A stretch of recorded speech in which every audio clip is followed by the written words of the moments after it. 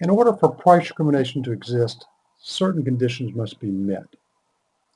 3 conditions are necessary for a firm to discriminate in price. First, the firm must have some ability to segment buyers into submarkets.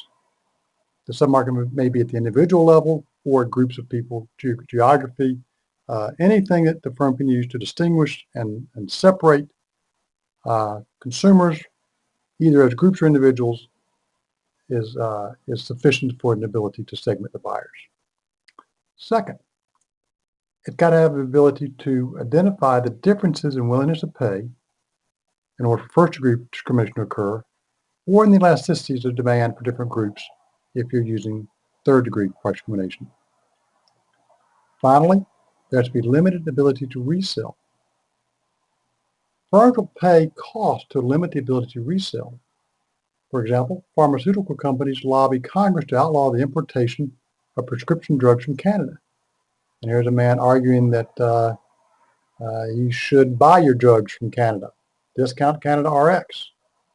Now, the reason that Big Pharma may have several reasons for not wanting drugs to be reimported back into the U.S. from Canada. They argue that the FDA loses control of the custody. They lose control of who's touched the drugs and who's done stuff to them, and therefore there's a quality control issue once it leaves the country. They may or may not be correct. That may or may not be their ultimate concern. But I do know this.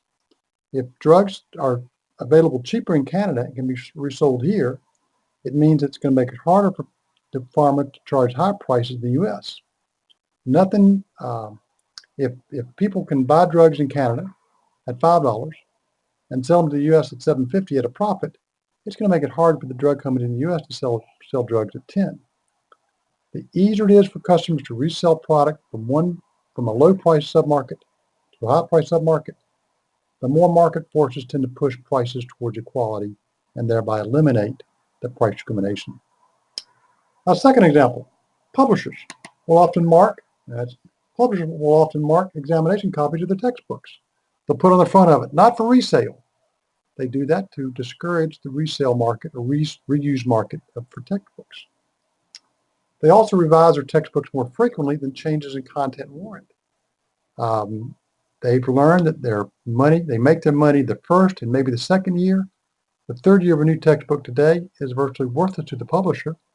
So they will come with a new edition, even though the content may change very little, because they know that most teachers will require the current version, and most students will buy the current version if they buy a textbook at all.